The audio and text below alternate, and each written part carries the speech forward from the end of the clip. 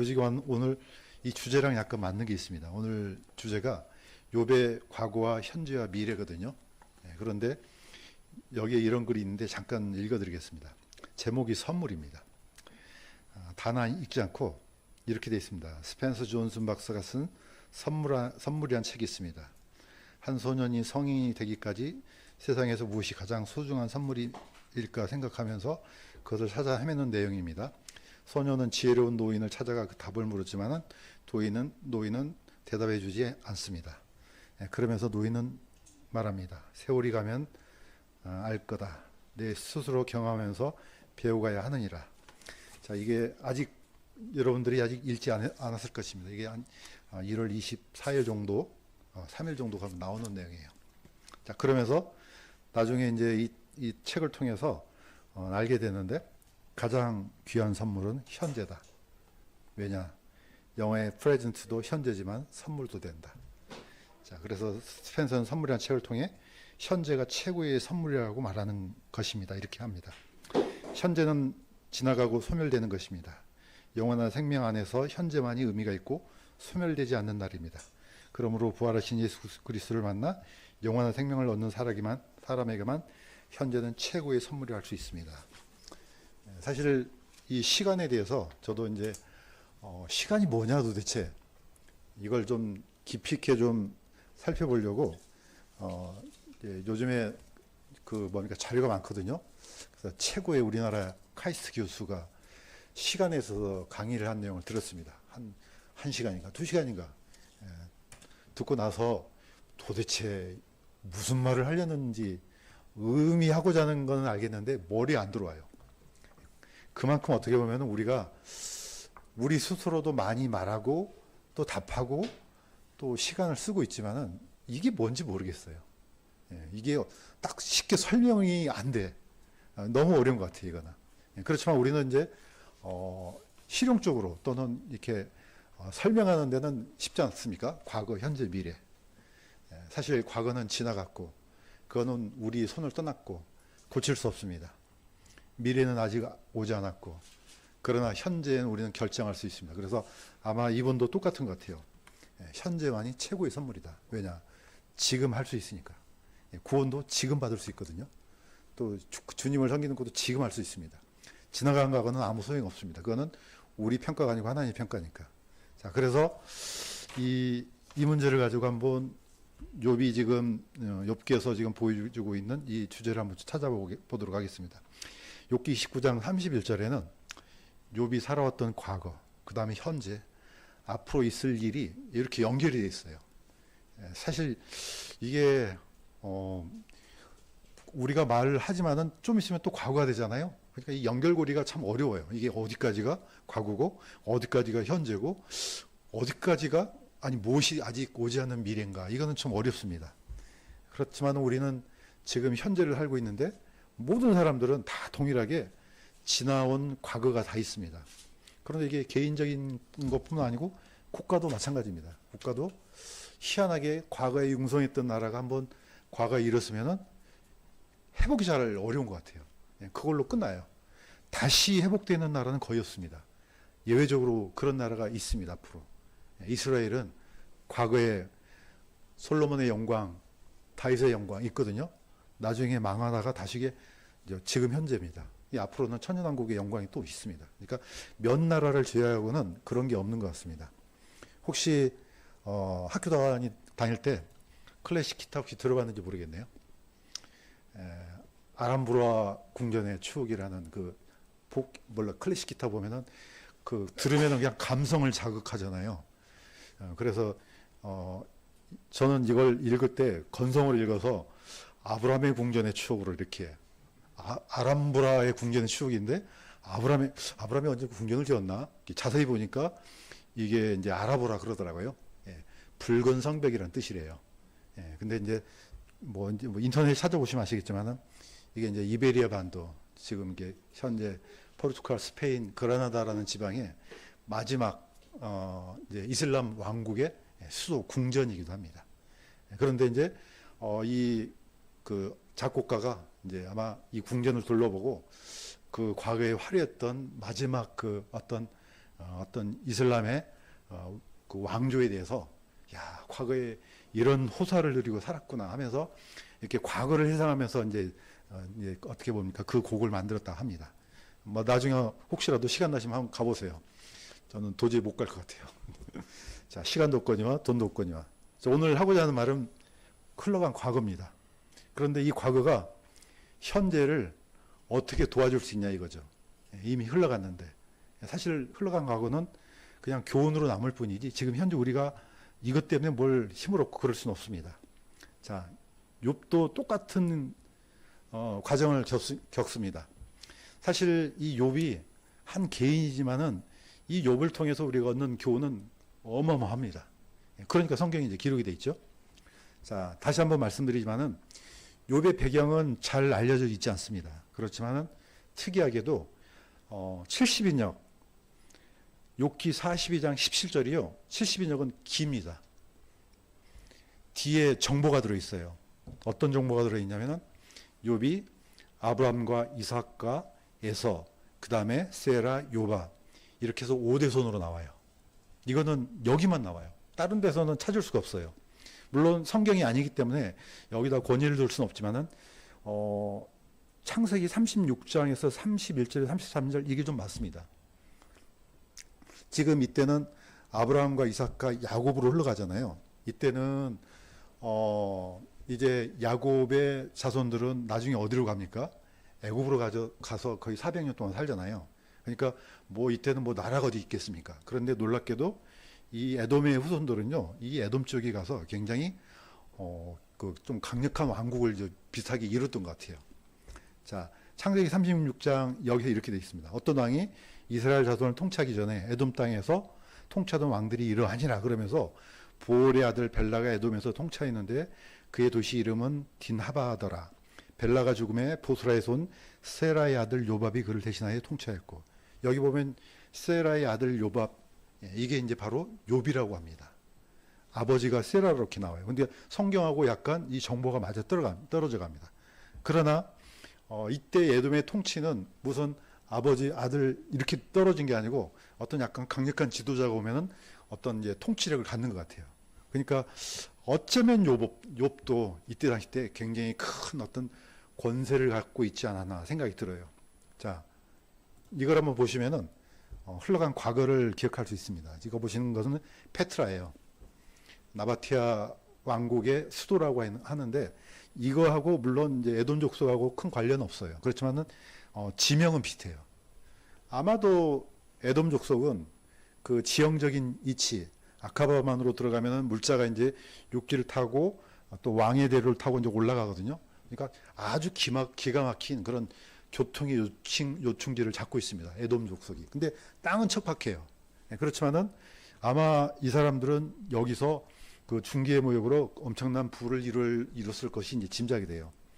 그렇지만 이것도 어떻습니까? 사진 속에 있는 이것도 관광지예요. 아, 옛날에 이런 화려한 역사가 있었구나. 다 과거입니다. 우리는 그래서 과거에 이런 영광이 있었구나. 이렇게 이제 추측을 합니다. 그런데 욥도 그런 고백을 합니다. 보시겠습니다. 욥기 29장 2절에서 10절 욥이 자기의 과거에 대해서 얘기합니다. 제가 읽겠습니다. 내가 나의 젊은 날들에 있던 것 같이 있다면 얼마나 좋을까. 그때는 젊은이들은 나를 보고 숨었으며 나이 든 사람들은 일어나 섰고 통치자들은 말을 삼가며 자기 손으로 입을 가렸고. 그러니까 욥이 단순한 부자가 아니고 내가 가면은 젊은이들이 저분이 오셨네. 나이 든 사람은 오면은 일어서. 통치자들은 얼마나 큰 권세자인지 우리가 알 수 있습니다. 욥의 과거는 이렇게 화려했습니다. 욥이 그런데 권세만 부리는 나쁜 사람이 아니었어요. 욥은 이렇게 고백합니다. 내가 눈먼 자에게 눈이 되고 다리 저는 자에게 발이 되었으며 가난한 자에게 아버지가 되고 내가 알지 못한 사정을 찾아 들어주었으며 사악한 자의 턱을 부수고 노력한 물건을 그의 이 사이에서 빼어내느니라. 그러니까 엄청나게 훌륭한 분이죠. 그러니까 우리는 이 고백을 통해서 욥이 이런 분이었구나, 이런 사람이었구나 생각을 할 수 있습니다. 어떻게 보면은 우리도 똑같은 얘기 하잖아요. 내가 말이야 왕년에는 똑같습니다. 내가 왕년에는 이런 사람이야. 그런데 욥의 비참한 현실이 드러납니다. 욥기 30장 9절에서 10절 이렇게 되어 있습니다. 그런데 이제 내가 그들의 노래가 되고 참으로 그들의 웃음거리가 되었으며 그들이 나를 몹시 싫어하여 나를 떠나 멀리 도망하고 내 얼굴에 침뱉기를 마다하지 아니한도다. 어떻습니까? 비교가 그 화려했던 그 과거의 영광이 완전히 그 정반대가 됩니다. 지금 욥이 이 비참한 현실을 지금 얘기하는 것은 뭡니까? 뭔가 연결고리가 안 맞는 거예요.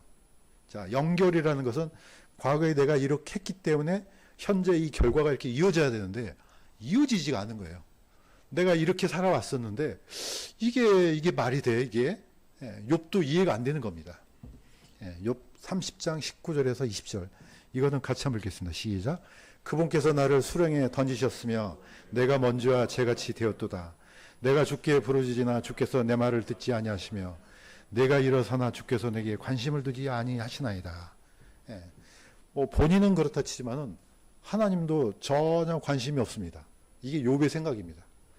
내가 이렇게 비참하게 지금 됐는데 왜 하나님께서는 나의 도움이 되지 않지? 아마 이런 것은 아마 지금 현재 굉장히 비슷한 사람들이 많을 거예요. 현재 지금 내 형편이 이러거나 도대체 내가 왕년에 이렇게 살았었는데 이 형편을 하나님께서는 왜 전혀 외면하시지? 이런 사람들. 뭐 욥하고 비교가 되겠습니까? 우리는 그냥 건강하지만 욥은 지금 거의 문둥병자잖아요. 이거 고칠 수 없는 병이 걸립니다. 자, 그런데 놀랍게도 하나님께서 욥은 이걸 압니까 모릅니까? 앞으로 일어날 미래를 모르지 않습니까? 근데 우리는 알아요. 왜냐? 욥기를 다 봤기 때문에. 자, 그 관점으로 보겠습니다. 욥의 미래. 욥은 이렇게 한탄했습니다. 누가 내 말을 들어준다면 얼마나 좋을까? 보라, 내 소원은 전능자께서 내게 응답하시는 것이요. 이게 지금 욥의 현실이에요. 소망이잖아요. 누가 내 말을 들어준다면 얼마나 좋을까? 그분께서 내게 응답한다면 얼마나 좋을까? 자, 그런데 하나님께서 놀랍게도 이 모든 시련을 다 이제 이겨낸 후에 하나님께서 어떻게 합니까? 복을 주십니다. 완전히 건강도 회복되고. 자, 이게 욥기 42장에 나옵니다. 그때 모든 사람들이 그에게 와서 그의 집에 그와 함께 빵을 먹고 그를 위로하고 또 각 사람이 돈 한 개와 각 사람이 기고리 한 개를 그에게 주었더라. 이와 같이 주께서 욥의 마지막 끝을 그의 처음보다 더 복되게 하셨으니 그는 양 14,000마리와 낙타 6,000마리와 소 1,000결이와 암나귀 1,000마리를 소유하였더라. 다 배로 주십니다. 그러면서 또 아들과 딸 셋을 두었더라. 아들 7과 딸 셋을 두었더라. 다시 회복시켜 주십니다. 자, 이게 이제 욥의 미래입니다. 우리는 한 인간을 한 순간에 다 볼 수 있습니다. 과거, 현재, 미래. 우리는 이제 이걸 성경을 아니까. 그렇지만 욥이 겪었던 본인은 모르지 않습니까? 현재 앞으로 내가 어떻게 될지. 그러나 이게 연결되지 않지만은 욥은 어찌 하든지 자신의 소망을 하나님께 두었고 내가 비록 이해가 안 되지만은 끝까지 하나님의 신실함을 찾았습니다. 그랬더니 나중에 전부 다 회복이 됐습니다. 자, 누구랑 비슷합니까? 저는 이 욥이 예수님이랑 약간 비슷한 장면을 많이 떠올립니다. 한번 보시겠습니다. 그리스도의 과거. 예수님은 이제 그때 당시 때는 그렇죠. 우리는 성경을 다 아니까 알 수 있지만은 자, 예수님께서 이제 거의 이제 잡혀 들어갈 때쯤 베드로가 누굽니까? 그 대제사장의 종의 귀를 쳐버리잖아요. 이제 그때 장면이에요. 말고의 귀를 예수님께서 내 칼을 도로 칼집에 꽂으라. 너는 내가 지금 내 아버지께 기도하여 당장이라도 12군단이 넘는 천사들을 내게 주시도록 할 수 없는 줄로 생각하거든요. 이게 예수 그리스도의 과거입니다. 그때 당시 때. 무슨 뜻이에요? 12군단이면 아마 뭐 6,000명에서 한 10,000명 정도 군단이에요. 자, 천사는 보통 사람이 아니잖아요. 1,300명이 아시리아 군대 18만 5천 명을 죽였어요. 뭐 게임이 되겠습니까? 그런데 그것도 12군단이 넘어요. 예수님한테는 이런 어마어마한 권세가 있었습니다. 그런데 현실 그걸 가져오지 않습니다. 이걸 그대로 다 인내하셔요. 누구를 위해서? 사실 우리를 위해서 그렇게 하셨습니다. 예수님께서는 예수님이 화려한 과거가 있어요. 뭐 화려하게 한 게 아니고 아예 창조주시잖아요. 예, 주권자예요. 자, 그런데 나중에 어떻게 됐습니까? 예수님께서 이 현재를 누구를 통해 얘기합니까? 예, 다윗을 통해 얘기를 해요. 예, 예수님께서 당면한 그 고통을 다윗의 입을 통해서 이렇게 얘기합니다. 자, 시편 22편 14절에서 16절입니다. 같이 한번 읽어보겠습니다. 시작. 나는 물같이 쏟아졌고 내 모든 뼈는 어그러졌으며 내 심장은 밀초같이 되어 내장 한가운데서 녹았나이다. 주께서 또 나를 사망의 티끌 속에 두셨사니 개들이 나를 에워싸며 사악한 자들의 무리가 나를 둘러싸고 내 손과 발을 찔러나이다. 자, 이것은 다윗의 얘기가 아니에요. 다윗의 입을 통해서 예수님의 이 사건을 그대로 지금 얘기하는 거예요. 십자가에 달려 있으니까 어떻습니까? 그 피가 예, 물처럼 쏟아졌고 예, 뼈가 온전하겠습니까? 예, 뼈가 어그러지고 심장은 밀초같이 되고 내장 한가운데서 녹았나이다. 예, 이때 십자가에서 당하셨던 이 사건이 예수 그리스도의 현재예요. 예, 누구든지 이런 현재가 다 있을 겁니다. 그런데 예수님의 미래는 어떻습니까? 이제 앞으로 있을 일이고 또 그때 당시 때도 미래죠.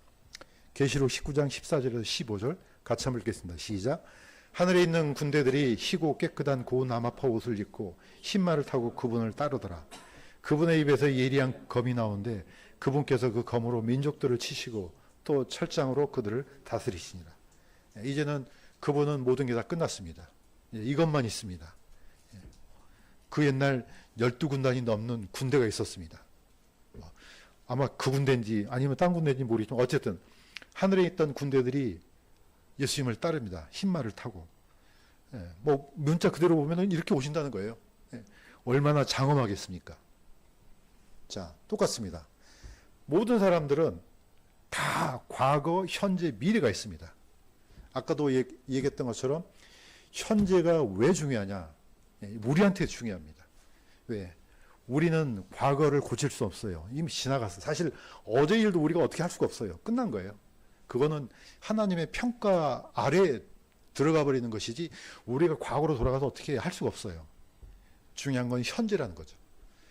과거에 있었던 일을 내가 지금 현재 자 이런 일이 일어났는데 나는 어떻게 이걸 대처할 수 있는가.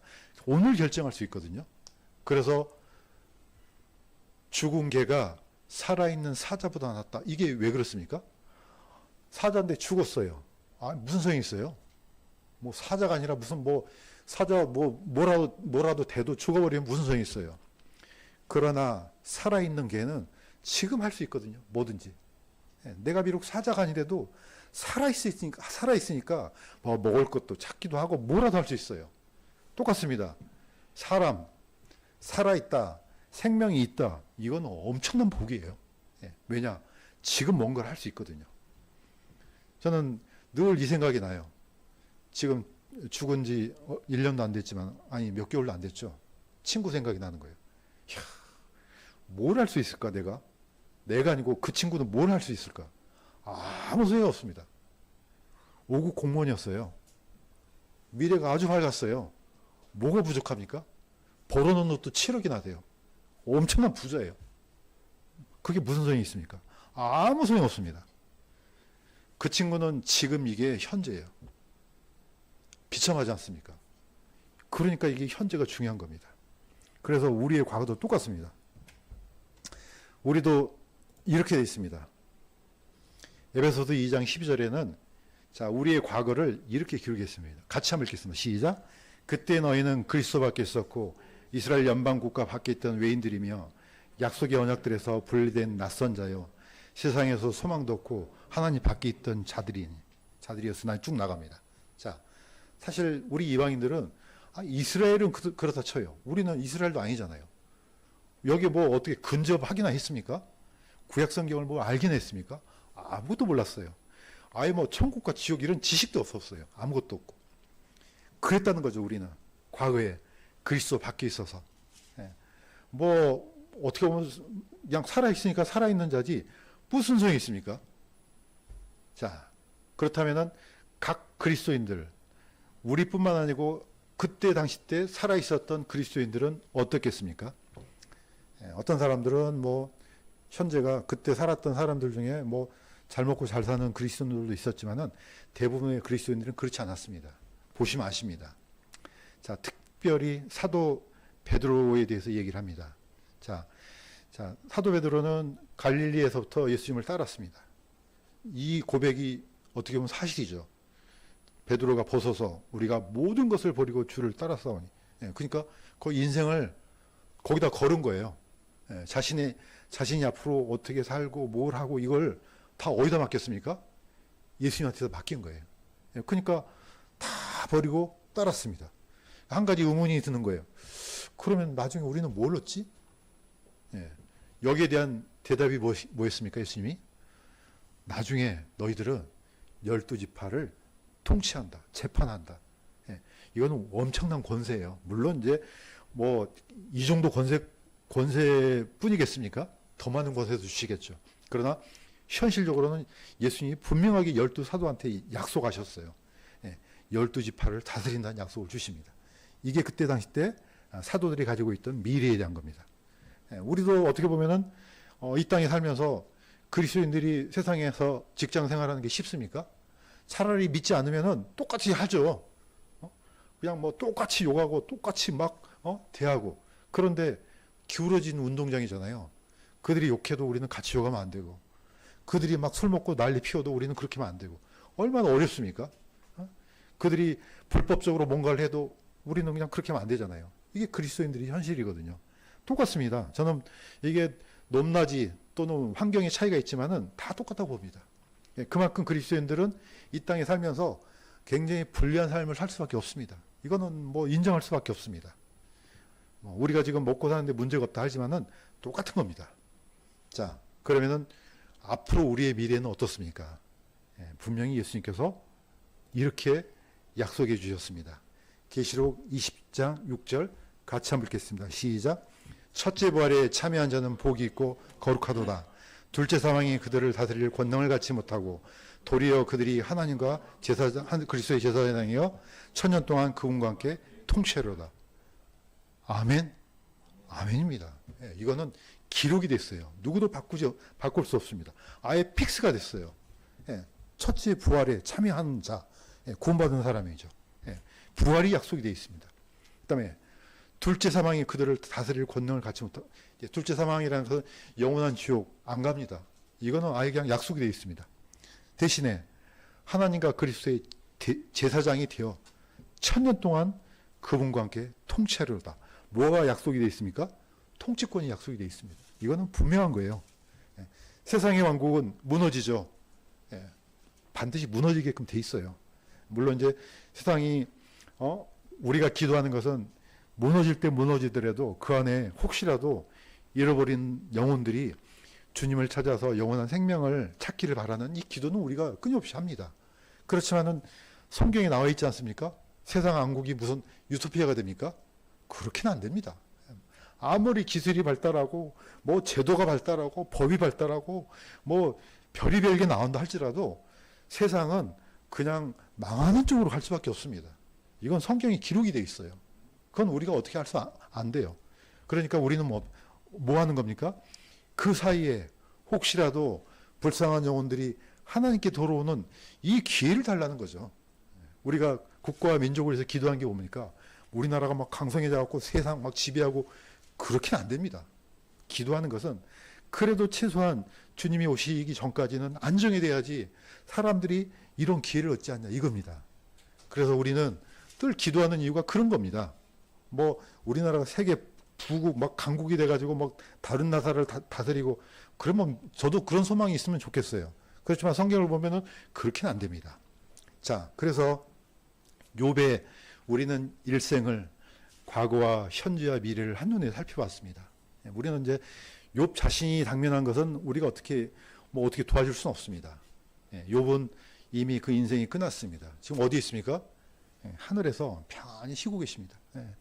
내가 과거에 있었지. 아마 어쩌면은 그게 아마 영원토록 얘기할 그럴 거리라고 생각이 들어요. 내가 그때 그랬었는데.